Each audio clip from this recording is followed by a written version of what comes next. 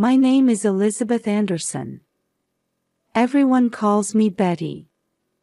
I just turned 65, but I still feel young at heart.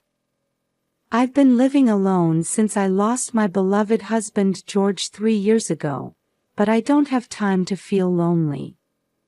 Even after retiring from my 40-year career as an elementary school teacher, I keep busy with local volunteer work and my book club.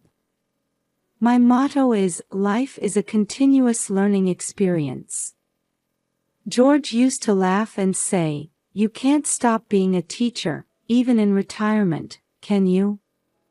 My greatest joy is spending time with my son Michael and his family. Especially my 3-year-old grandson Tommy, who's the light of my life. Just seeing his smile warms my heart. Tomorrow is Tommy's 3rd birthday.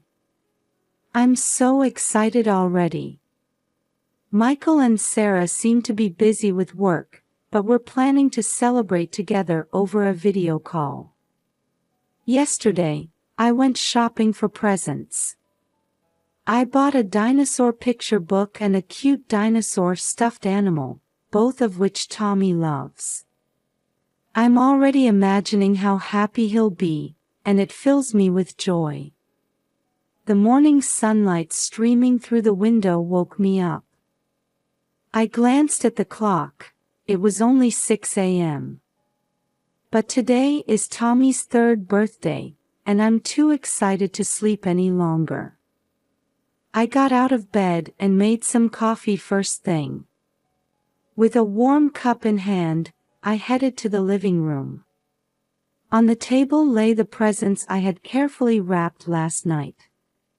I couldn't help but smile. At 8 o'clock, I started preparing for the video call. I turned on my new tablet and checked the connection.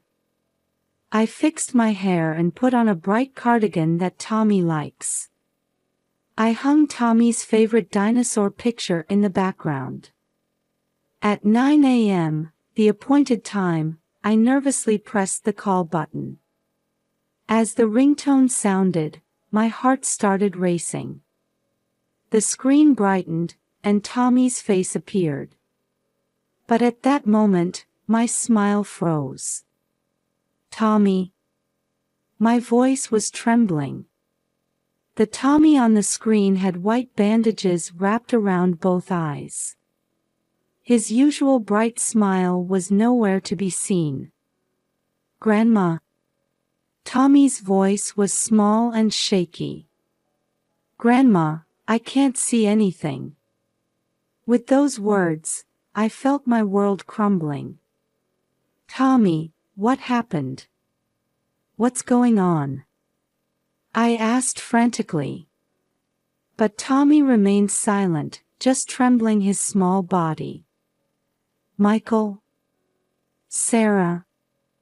Are you there?"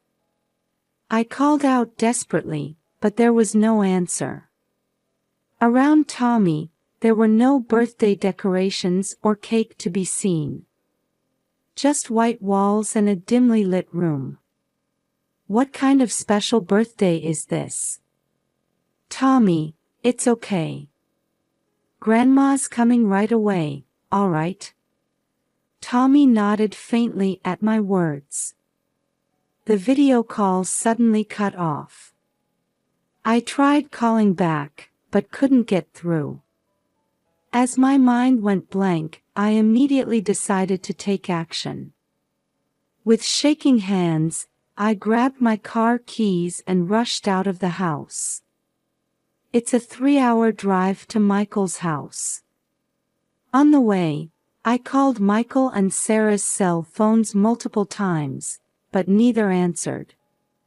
Anxiety and fear spread through my chest, but I told myself I needed to stay calm for Tommy's sake. 3 hours later, I arrived at Michael's house. I knocked on the front door, but there was no response. "Tommy." "It's Grandma," I called out, and I heard a faint noise. Deciding it was an emergency, I used the spare key I had been given before to enter the house. In the dim interior, I found a frightened Tommy. "Grandma!" Tommy ran towards me, crying. "It's okay, Tommy. You're safe now." I hugged my grandson tightly. I carefully removed the bandages from Tommy's eyes. Fortunately, there didn't seem to be any major injuries, but there were bruises around his eyes. Anger welled up inside me, but right now, calming Tommy down was the priority. "Tommy, let's go home with Grandma," I said gently while quickly packing his things. Before getting in the car, I called the police and Child Protective Services, briefly explaining the situation. Following their instructions, I decided to move Tommy to a safe place. As I drove, my resolve solidified. What should I do next to uncover the truth and protect Tommy? It's going to be a long night. By the time I brought Tommy back to my house and finally settled him down, it was late into the night. After gently tucking him into bed, I returned to the living room, feeling almost crushed by heavy fatigue and anxiety. Gazing out the window, I desperately tried to figure out what to do next. I still couldn't reach Michael and Sarah. Where on earth were they? And why had they left Tommy in such a state? Questions kept piling up. I took a deep breath to calm myself. "Stay cool, Betty," I told myself. From my years of teaching experience, I knew the importance of remaining calm in difficult situations. First thing in the morning, I called Child Protective Services and gave them a detailed explanation of the situation. They responded quickly, arranging for a social worker to visit my home that same day. Next, I contacted my friend Judy, who lives near Michael's house. "Judy, it's been a while," I said over the phone. Judy sounded surprised. "Betty, what's the matter? Did something happen?" I took a deep breath and briefly explained the situation. Judy's voice was clearly shaken. "Actually," Judy began hesitantly, "things have been strange at Michael's house lately. There's been crying at night, and the curtains are always closed, even during the day." This information amplified my anxiety. After that, I started gathering bits of information from other neighbors. Recent observations of Michael and Sarah, the frequency of their outings with Tommy, noises at night, each piece was like a small part forming an ominous bigger picture. After the social worker's visit, I steeled my resolve. To uncover the truth and protect Tommy, I needed to investigate more thoroughly. The next day, I visited Tommy's preschool. The principal, Mrs. Johnson, seemed surprised by my visit. "Mrs. Anderson," the principal said, "is this about Tommy? He's been absent for 2 weeks. His parents said he had a cold, but..." A cold? Michael hadn't mentioned anything about that. As I inquired further, I learned that Tommy's behavior had been gradually changing. Once an active child, he had become increasingly introverted, and sometimes had unexplained bruises. Next, I visited Tommy's pediatrician. While bound by doctor-patient confidentiality, the doctor, seeing my desperate state, offered some general advice. "Recently, we've been particularly vigilant about not missing signs of abuse," the doctor said carefully. Especially unexplained injuries or sudden changes in a child's behavior are cause for concern. These words made my heart clench. As I continued my investigation, I discovered that Michael and Sarah were also having financial problems. There were signs of increasing monetary stress, such as Michael's unstable position at his company and Sarah recently quitting her job. Carol, Sarah's friend who works as a cashier at the local supermarket, also shared some concerning information. "Sarah, you know, she's been acting strange lately," Carol said worriedly. "She used to be so cheerful, but suddenly she became gloomy. And she stopped bringing Tommy along." But the most shocking information came from Michael's colleague at work. "Actually," the colleague began hesitantly, "I've seen Michael drinking alcohol during work hours recently. And one day, he accidentally showed someone a photo of his wife with bruises on her arm." The moment I heard this information, I felt something crumble inside me. The reality I didn't want to imagine was slowly being revealed. Back at home, organizing the information I had gathered, I couldn't hold back my tears. To think that my beloved son and daughter-in-law had fallen into such a situation.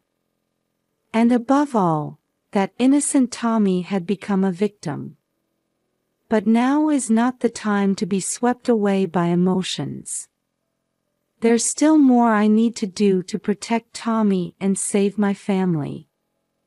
Gather evidence, report to the appropriate agencies, and confront Michael and Sarah.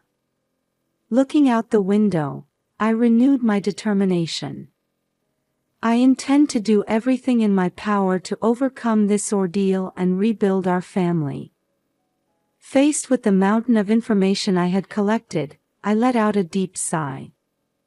Scattered across the table were notes, photographs, and copies of medical records. The reality these pieces of evidence pointed to was far beyond my imagination. How did it come to this? I muttered, reviewing the documents again. Records of Tommy's injuries, testimonies of Michael's drinking, statements from friends suggesting Sarah's depression. All the pieces were pointing to a painful truth. I decided that to handle this situation properly, I needed expert advice. I contacted Jeanette, a longtime friend and retired lawyer. "Betty, this is serious," Jeanette said as she looked through the documents. "There's a high possibility of child abuse. Legally speaking." As I listened to her explanation, I took notes frantically.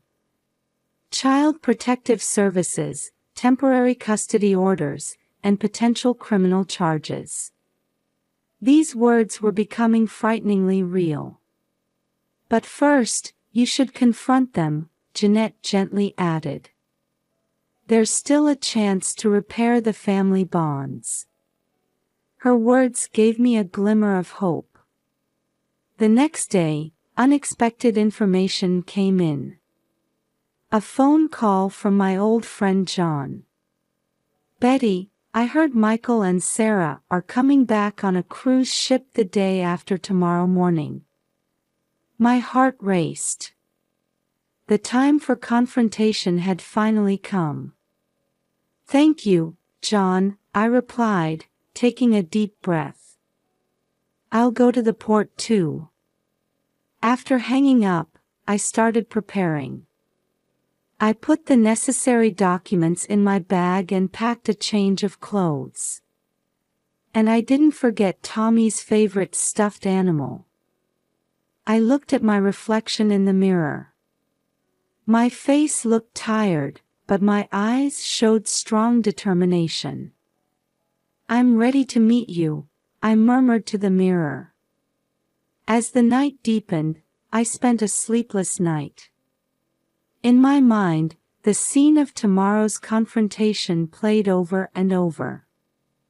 Anger and sadness, and above all, a strong desire to save my family, all intermingled. The next day, as a final preparation, I spent precious time with Tommy. The bruises around his eyes were fading, but the wounds in his heart were still not healed. "Tommy, let's go meet Daddy and Mommy with Grandma, okay?" I spoke gently. Tommy looked anxious but nodded slightly.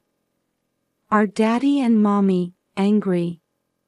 Tommy's small voice made my heart ache. "It's all right, Tommy. Grandma's here with you." I hugged him tightly. Imagining the journey to the port, I kept reminding myself, stay calm, but firm. With love, but without compromise. The weight of the documents in my bag tells the gravity of this situation. But even heavier is the importance of this confrontation that could determine the future of our family. Tomorrow morning, we'll head to the port. There, we'll face the truth that has been hidden for so long.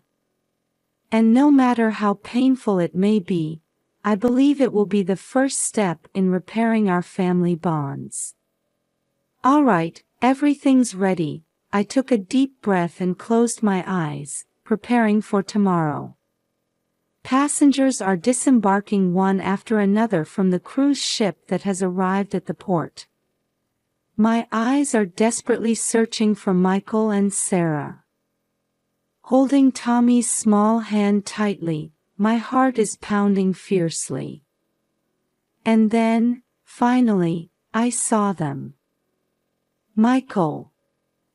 Sarah!" I called out loudly. The moment they turned around, I could see their expressions freeze. As soon as they saw Tommy, the color drained from their faces. "Mom?" Michael's voice cracked. "Why are you here with Tommy?"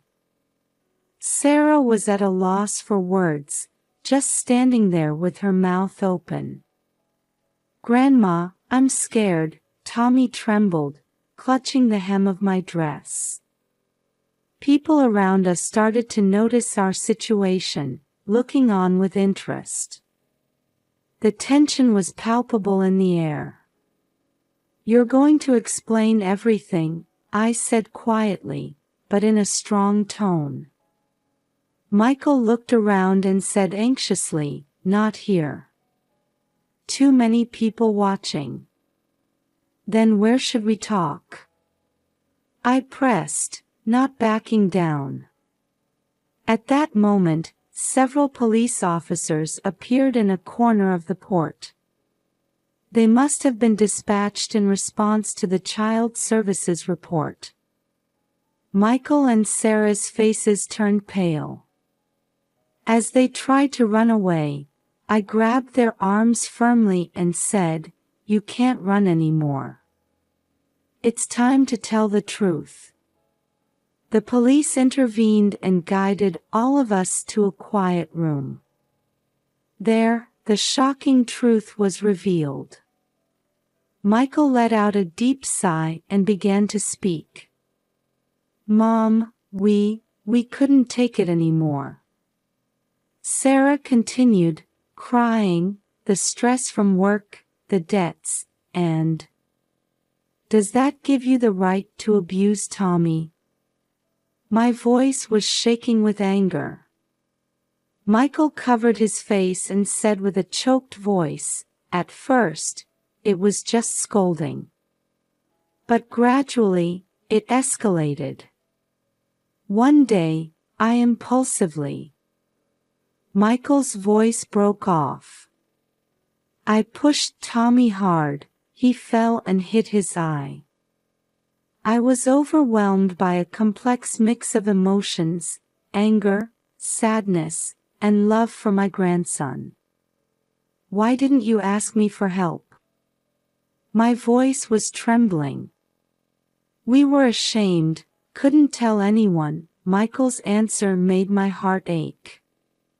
The police officers were watching the situation with stern expressions, but one female officer was gently talking to Tommy. "It's okay now, Tommy. You're safe," she said. At those words, Tommy's body seemed to relax a little. Michael and Sarah were arrested, and Tommy was placed under the protection of Child Protective Services. Witnessing the breakdown of my family, my heart was in turmoil. However, I couldn't help but feel a slight relief that Tommy's safety was now assured. Epilogue. 6 months have passed since then. Michael and Sarah received suspended sentences and are participating in a strict rehabilitation program. Ironically, they ended up being exposed to the public eye they had feared so much. Tommy came to live with me, and day by day, we're working on healing his heart and body. "Grandma, can we go to the park today?" Tommy asks at the breakfast table. The wounds around his eyes have healed, and his smile is slowly returning. "Of course, Tommy," I smile at him gently. The road to rebuilding our family is long and difficult, but I haven't given up hope. Michael and Sarah are sincerely reflecting on their actions and, while receiving counseling, are trying to gradually repair their relationship with Tommy. "Betty, thank you so much," Sarah said tearfully during a recent visit. "If you hadn't taken action, we would have sunk into a bottomless pit." The family bonds have been deeply wounded, but I believe that with love, patience, and above all, hope, they will surely heal someday. By overcoming this ordeal, our family will become stronger. I firmly believe that the future reflected in Tommy's smile will be filled with happiness.